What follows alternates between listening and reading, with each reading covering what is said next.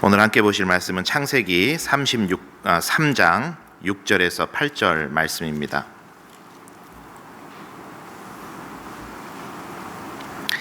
창세기 3장 6절에서 8절까지의 말씀. 제가 6절 읽고 여러분 7절 읽고 8절 같이 읽도록 하겠습니다.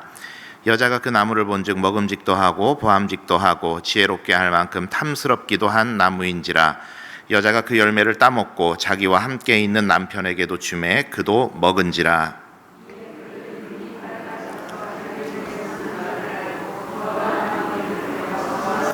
함께 읽습니다. 그들이 그날 바람이 불 때 동산에 거니시는 여호와 하나님의 소리를 듣고 아담과 그의 아내가 여호와 하나님의 낯을 피하여 동산 나무 사이에 숨은지라. 아멘. 오늘 이 말씀을 근거로 해서 웨스트민스터 소요리 문답, 오늘은 죄에 관한 내용을 쭉 다루도록 하겠습니다. 13과부터 16과까지 쭉 한번 나가보도록 하겠습니다. 자, 먼저 문답을 할까요? 13문입니다. 우리의 첫 부모는 그들이 창조되었던 상태 속에 계속하여 머물렀습니까?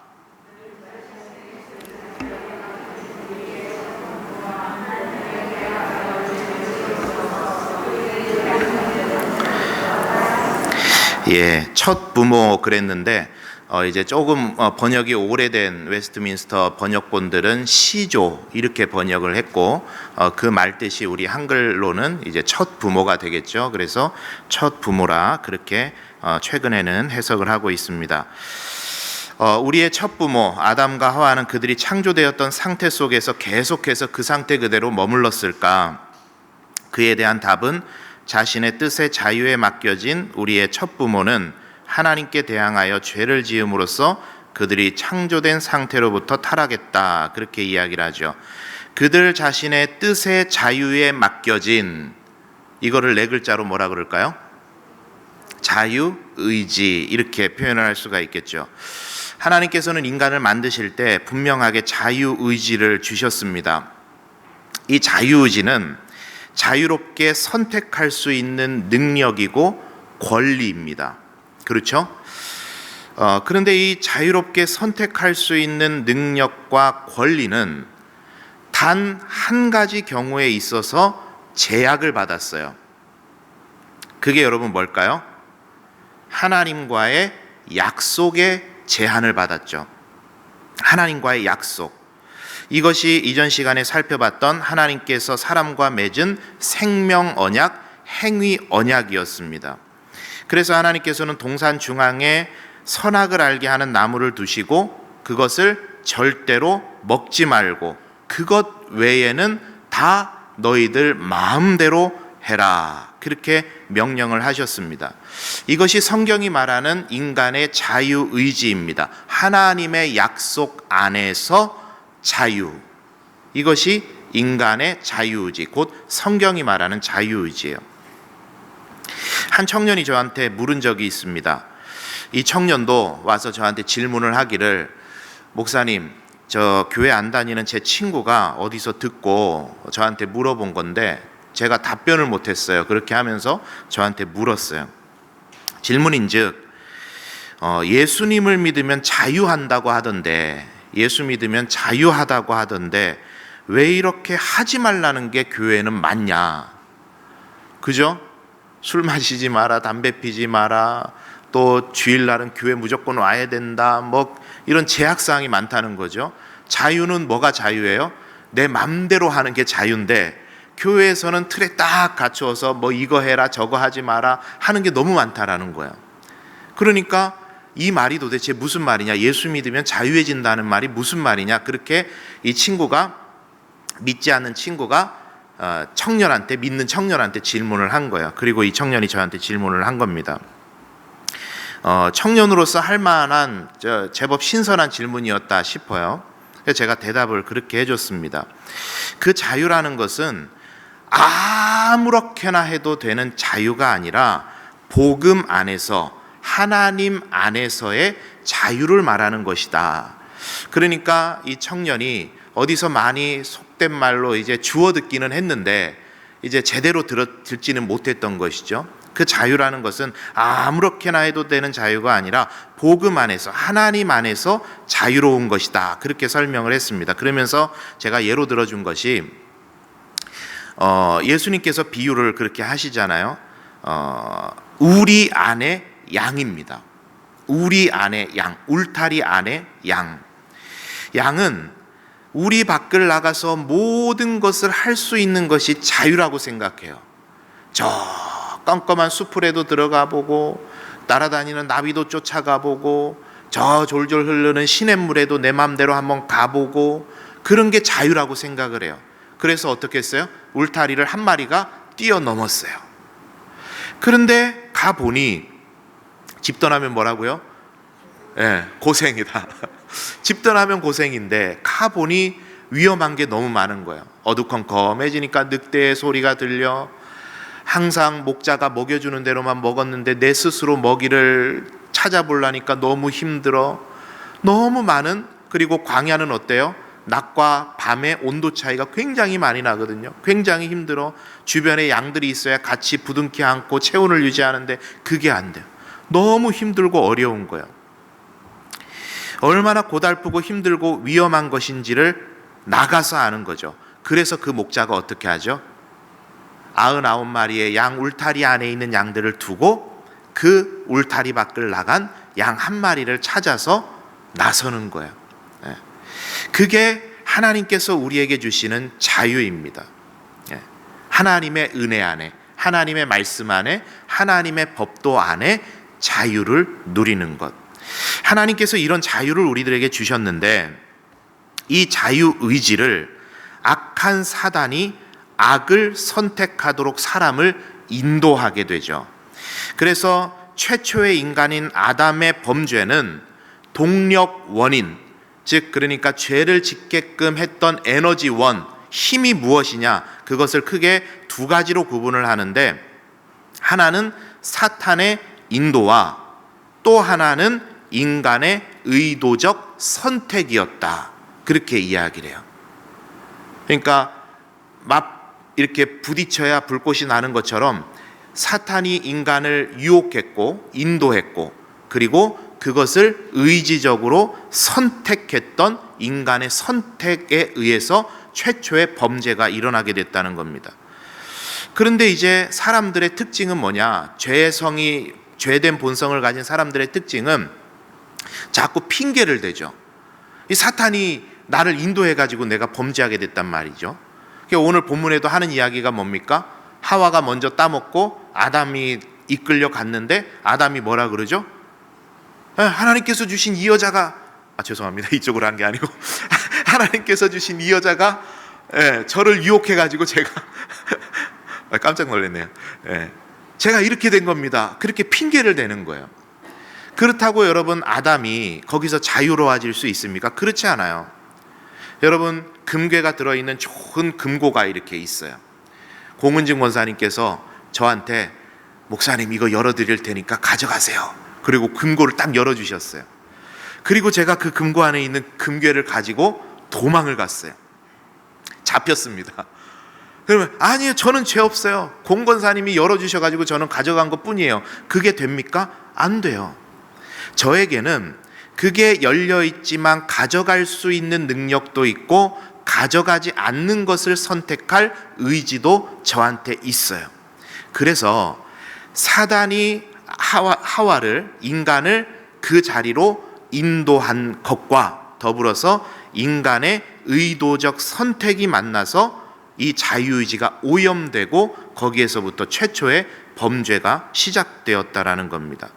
이때로부터 인간의 자유의지가 오염되어 버렸어요. 그것을 성경은 죄라고 이야기를 하는 거죠. 여러분, 오늘 이 인간의 자유의지와 그 타락을 생각하면서 우리가 한번 우리의 삶의 자리를 돌아볼 필요가 있겠다 싶습니다. 여러분, 오늘 하루도 얼마나 많은 선택을 하셨습니까? 얼마나 많은 행동들을 자유롭게 하셨습니까? 여러분, 거기에 우리의 기도 제목이 있어요. 그게 뭐냐? 하나님, 우리가 연약합니다.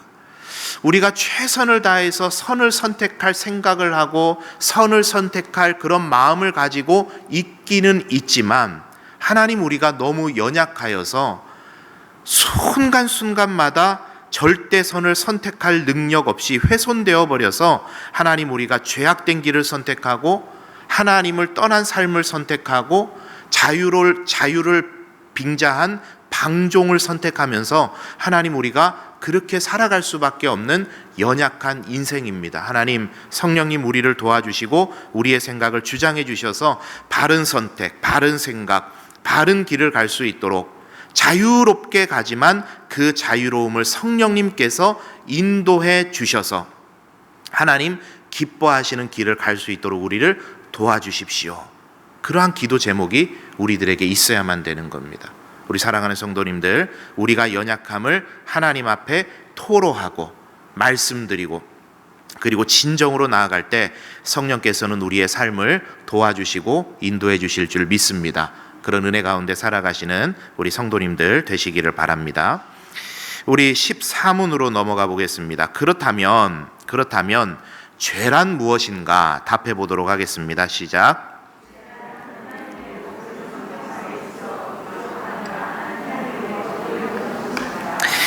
죄란 하나님의 법을 순종함에 있어 부족하거나 하나님의 법을 어기는 것입니다. 적극적 죄와 소극적 죄가 되겠죠. 그러나 똑같이 죄입니다. 소극적으로는 하나님의 법에 순종함에 있어서 부족한 것, 이것이 죄고, 적극적으로는 그 하나님의 법을 어기고 반대로 나아가는 것, 거부하는 것, 그게 또한 죄입니다. 여러분, 우리는 죄에 대해서 정의를 많이 이미 들어왔습니다. 죄, 뭐라고 보통 정의를 하죠? 관역에서 빗나간다, 이렇게 정의를 해요. 관역에서 빗나간다. 하마르티아라고 하는 그 단어의 속뜻입니다. 관역에서 빗나간다. 오늘 웨스트민스터 신앙고백에서는 정의를 이렇게 내리고 있어요. 죄란 하나님의 법을 순종함에 있어 부족하거나 하나님의 법을 어기는 것이다. 현대적으로 조금 더 이해하기 쉽게 한번 이렇게도 표현을 해볼 수 있을 것 같습니다. 지금까지 배웠던 내용들을 쭉 종합을 하자면, 하나님의 형상으로 창조된 인간이 그 하나님으로부터 멀어져 가는 것, 그것이 죄죠. 하나님의 형상으로 창조된 인간이 하나님으로부터, 하나님이라는 그 본체로부터, 하나님이라는 그 영광으로부터, 하나님의 그 말씀으로부터, 하나님의 그 생각으로부터 멀어져 가는 것, 그것이 죄다, 이렇게 표현할 수가 있을 것 같아요. 그런데 이 죄에는요, 가장 깊숙이에 들어있는 하나의 속성이 뭐냐면 인간의 자기중심성입니다. 자기중심성. 자기가 보고 싶은 것만 보고 듣고 싶은 것만 듣는다는 그런 말이 있잖아요. 이거 심리학 용어에서 칵테일 파티 효과라고 하는데, 이 사람이 철저하게 자기중심적이라는 이야기예요. 예를 들어서 이 칵테일 파티 효과라는 걸 설명할 때 층간소음에 대해서 설명을 합니다. 층간소음. 저는 아직까지 뭐 이렇게 막 심각한 층간소음을 경험해 보지는 못했어요. 여기에서 혹시 경험하신 분들이 계실지 모르겠어요. 그런데 이 층간소음이라는 것이 객관적인 소음, 데이터, 즉 뭐 찾아보지는 않았습니다. 제가 몇 데시벨 이상이 돼야 층간소음이고 사람이 괴롭다, 뭐 이런 걸 제가 찾아보지는 않았는데 어떤 객관적인 데이터는 있을 거 아니에요, 그죠? 몇 데시벨 이상 뭐 하는 그런 게 있을 겁니다. 그런데 이 객관적인 소음에 더해서 이 칵테일 파티 효과가 더해진다라는 거예요. 이게 무슨 말이냐? 이를테면 처음에는 아주 조금 거슬리던 정도의 소음이었어요. 처음에는. 그런데 계속해서 그 소음에 신경을 써요. 오늘은 나나 막 귀를 기울여요.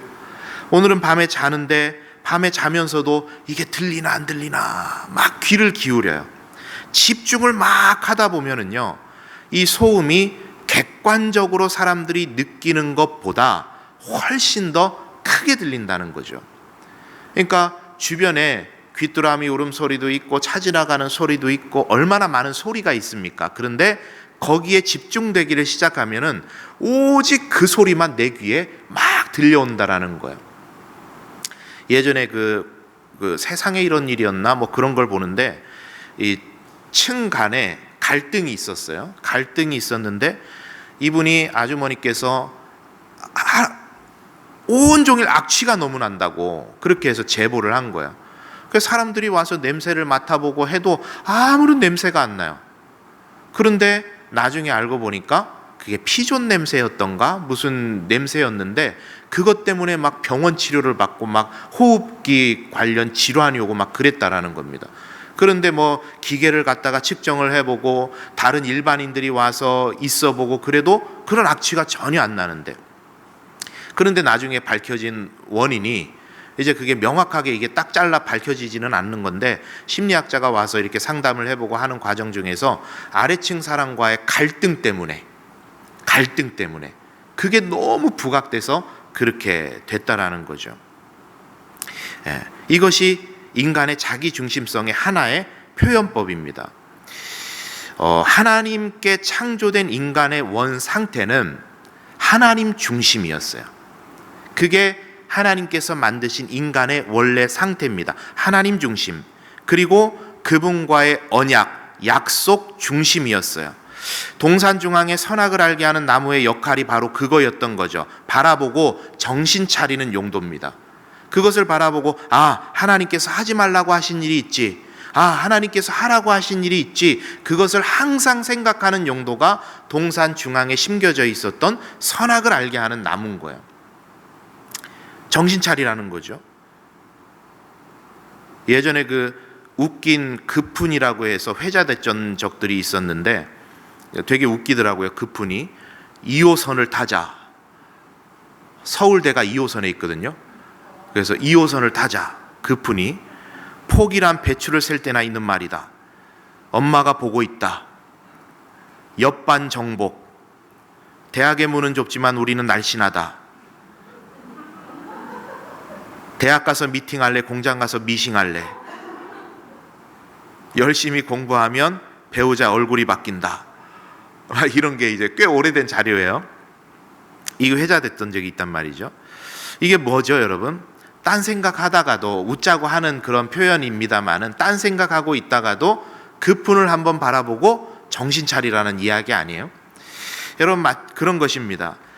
선악과가 그런 거죠. 하나님 중심임을 잊지 말아라. 그런데 그 하나님 중심에서 나 중심, 하나님께서 어떻게 생각하실까, 그것보다 내가 어떻게 느끼는가, 내가 무엇이 될 것인가, 이걸 먹으면 내가 어떤 능력을 갖게 될 것인가를 생각하게 될 때 하나님 중심에서 사람 중심으로 이것이 옮겨질 때 그것이 죄의 씨앗이 되었다라는 겁니다. 여러분, 우리가 꼭 기억해야 될 건, 항상 하루하루를 살아가시면서 모든 선택의 순간순간마다 하나님 중심을 여러분 잊지 않으셔야 됩니다. 하나님이 중심, 따라하겠습니다. 하나님 중심을 잊지 말자. 보통 교회를 이야기할 때 하나님이 주인 되신 교회라고 말을 합니다. 여러분, 이게 무슨 말입니까? 사람의 좋고 싫음이 중심이 아니라 하나님의 좋고 싫음이 중심이 되는 교회여야만 한다, 그런 말이죠. 교회만 그렇습니까? 저와 여러분의 인생도 하루하루 저와 여러분이 살아가는 삶의 자리도 마찬가지죠. 하나님이 중심이 되어야 되고 그 하나님을 항상 염두에 두고 살아갈 때 하나님께서 기뻐하시는 삶을 살아갈 수 있겠다라고 하는 것입니다. 우리 살아가는 성도님들 모두 다 하루하루의 삶을 살아가실 때 하나님 중심, 오직 하나님을 바라보고 하나님을 내 인생의 가치관의 가장 중심에 두고 그렇게 선택하시면서 살아가시는 우리 성도님들 다 되시기를 바랍니다. 자, 15문입니다. 뒷장입니다. 우리의 첫 부모가 창조함을 받은 상태로부터 타락하게 된 그 죄는 무엇입니까?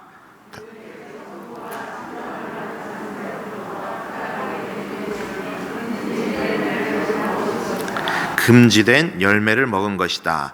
이 아담의 범죄에 대한 이 특징을 크게 두 가지로 이렇게 나눕니다. 하나는 형식적 특성, 그리고 하나는 본질적 특성 이렇게 이야기를 하는데, 이건 뭐 학문적으로 정리하는 거니까 크게 중요한 것은 아닙니다만은 이렇게 한번 들어보시죠. 형식적인 특성은 뭐냐? 눈에 보이는 그대로입니다. 우리에게 눈에 딱 전달되는 팩트들이죠. 아담이 선악을 알게 하는 나무를 따먹은 거예요. 따먹은 것. 그게 이 죄의 형식적인 특성입니다. 무슨 나무인지는 정확히는 알려지지는 않았습니다. 사과 나무일 수도 있겠고, 무화과 나무라고 유대 전통에서는 이야기하기도 하고, 망고일 수도 있겠고, 여러 가지 과일일 수 있겠는데 특징할 수는 없습니다만은 그 형식적 특성은 그 나무의 과실을 따먹은 것. 그게 형식적 특성이고, 본질적 특성은 뭐냐? 이것을 네 가지로 정리를 하는데요. 이 범죄가 어떤 의미를 가지고 있느냐? 첫째, 아담이 자신과 하나님을 대립하는 위치에 두었다는 것. 이해되시죠? 아담이 자신과 하나님을 대립하는 위치에 두었다는 것. 둘째, 자신의 뜻을 하나님의 뜻에 굴복시키는 것을 거부했다는 것. 셋째, 하나님으로 하여금 자신의 삶의 여정을 지배하도록 하지 못했다는 것. 넷째, 능동적으로 그 지식을 하나님의 손으로부터 빼앗아 옴으로써 미래를 스스로 결정하도록 했다는 것. 이제 네 가지를 학문적으로 정리를 했습니다마는 아까 말씀드린 그 한 가지 속성이 여기에 다 부합되죠. 하나님을 멀리 떠나버린 그런 속성입니다. 그리고 이러한 죄의 모습을 지정의라는 측면에서 뻘코프라는 학자가 정의를 하는데 이렇게 정의를 했어요. 지성에서는 불신앙과 교만을, 의지에서는 하나님과 같이 되려는 욕망을, 감정에서는 금단의 열매를 먹음으로써 찾아오는 거룩하지 못한 만족감을 드러낸 것이다.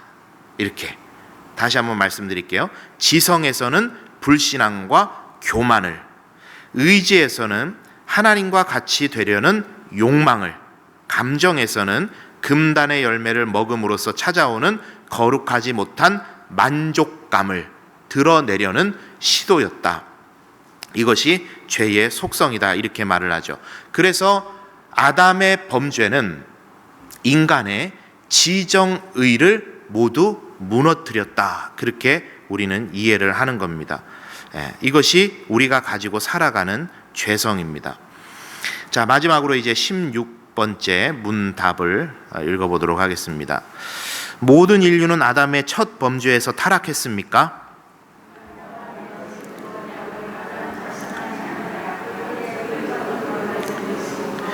보통의 출생에 의하여 그로부터 내려오는 모든 인류는 그의 첫 범죄에 있어서 그 안에서 죄를 지었고 그와 함께 타락했습니다. 자, 로마서 5장 12절 말씀 아래에 있습니다. 한번 읽어볼게요. 시작. 그러므로 한 사람으로 말미암아 죄가 세상에 들어오고 죄로 말미암아 사망이 들어왔나니 이와 같이 모든 사람이 죄를 지었으므로 사망이 모든 사람에게 이르렀느니라. 혹자들은 궁금한 걸 이제 못 참는 분들은 이런 질문을 하죠. 아담의 죄가 왜 우리의 죄냐? 아담이 지은 죄가 왜 우리의 죄냐? 그렇게 이제 질문을 하는 분들도 계시죠. 한번 쉽게 설명을 하자면 그렇죠. 여러분, 자녀는 누구를 닮아요? 부모를 닮아요. 그죠? 저희 집에 아들 둘이 있는데 첫째는 엄마를 닮아서 그냥 훤칠합니다. 근데 둘째는요, 요즘 사춘기라 조금씩 살은 좀 빠지고 있기는 한데 저하고 비슷해요, 체형이. 그래서 저하고 저희 아버지하고 저하고 저희 둘째 아들하고 길을 가면 뒤에서 보면 똑같다 그래요. 똑같답니다. 그럼 첫째는 저를 안 닮고 엄마만 닮았느냐? 혹은 둘째는 엄마는 안 닮고 저만 닮았느냐? 어쩜 그렇게 하나님께서 오묘하게 나눠주셨는지 저와 아내가 가지고 있는 어떤 성격, 속성 이런 것들을 딱 이렇게 짬뽕을 해가지고 막 이렇게 랜덤으로 그냥 막 닮아 있어요. 그러니까 누구는 누굴 닮았고 그런 게 잘 없는 것 같아요. 딱 섞여서 닮아 있어요. 여러분, 부모와 자녀가 연결되는 건 어색한 일이 아니에요. 그죠? 너무 자연스러운 일입니다. 유전적 형질이 이어지는 것은 아주 자연스러운 일이에요. 거기에 거부감을 가질 일이 없어요. 우린 다 그렇게 다 물려받아요. 마찬가지로 하나님께서 최초의 인간 아담과 하와를 만드실 때 그 형질, 그 외적인 모습들과 내적인 요소들, 그 모든 것들이 그 이후에 태어나는 모든 사람들이 똑같이 닮아 있어요. 똑같은 육신을 가지고 똑같은 마음, 그 구성은 조금씩 다를 수 있겠지만 그 구성 요소를 가지고 모두가 다 태어나요. 모든 인류가 다 그렇습니다.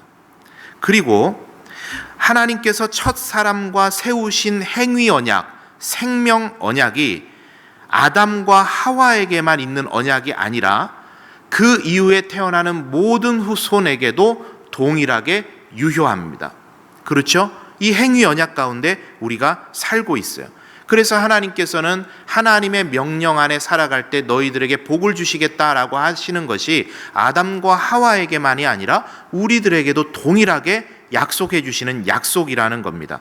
그렇기 때문에 그 행위 언약을 위반하여 불순종한 앞서 정의했던 죄가 아담으로부터 그 이후로 태어나는 모든 자손들에게 영향을 미치는 것은 당연한 것입니다. 당연한 거예요. 아담이 육신의 부모로서 인류의 대표이고 언약의 측면, 행위 언약의 측면에서도 언약 체결자로서 인류의 대표이기 때문에 그렇습니다. 대표가 사인을 하면 그 안에 조직원들은 어떻게 해요? 그 계약서에 다 영향을 받게 돼 있어요. 마찬가지라는 거예요. 이 아담이 육신의 부모로서 인류의 대표이고 언약의 측면에서도 그 언약 체결자로서 인류의 대표이기 때문에 그 언약을 행할 때의 모든 축복도 인류에게 약속되는 것이고 그 언약을 어겼을 때의 저주도 모든 인류에게 동일하게 효력을 발생하는 것입니다. 이것을 우리는 뭐라고 부르죠? 원죄라고 부르는 거예요. 이것을 원죄라 부른다. 그래서 다시 한번 정리하자면 하나님께서 아담과 하와를 만드셨던 그 모든 형질이 인간에게 똑같이 적용되고 있다. 그리고 아담과 하와와 맺으셨던 그 행위 언약이 똑같이 우리들에게도 적용되고 있다. 그렇기 때문에 그 행위 언약을 어겼던 아담과 하와의 그 원죄가 우리 모든 인류에게 똑같이 전가되고 있다. 그것을 우리는 원죄라 부른다. 그것을 기억하셨으면 좋겠습니다. 이 죄의 결과와 해결에 대해서는 다음 시간에 쭉 이어서 계속 살피도록 하겠습니다. 이제 마지막으로 한번 정리를 해보겠습니다. 아담은 인류의 대표입니다. 대표. 아담에게 주신 모든 것은 그의 후손에게 모두 연결되어 있고 그로 인해서 그가 범죄한 죄는 온 인류에게 연결되어 있습니다. 이 죄는 우리로 하여금 하나님을 도외시하고 우리 중심적으로 인간 중심적으로 살게 하고 우리의 지정의가 하나님과의 언약을 어기며 살도록 우리를 인도합니다. 이때 우리의 자유의지가 하나님을 선택할 수 있도록 우리의 선택이 선한 것이 될 수 있도록 하나님 성령님의 도우심을 구하며 살아가는 것, 그것이 그리스도인의 삶이다라고 오늘 내용을 정리를 해볼 수 있을 것 같습니다. 여러분 이 한 주를 살아가시면서도 죄를 이기는 여러분 되시기를 바랍니다. 죄를 선택하지 마시고 선을 선택하는 여러분 되시기를 바랍니다. 그 선택 위에 내 의지대로가 아니라 성령 하나님께서 날마다 우리를 인도해 주셔서 항상 하나님께서 기뻐하시는 뜻을 선택하며 살아감을 통해 하나님께 귀하게 칭찬받는 저와 여러분의 복된 삶이 다 되시기를 바랍니다. 우리 함께 찬양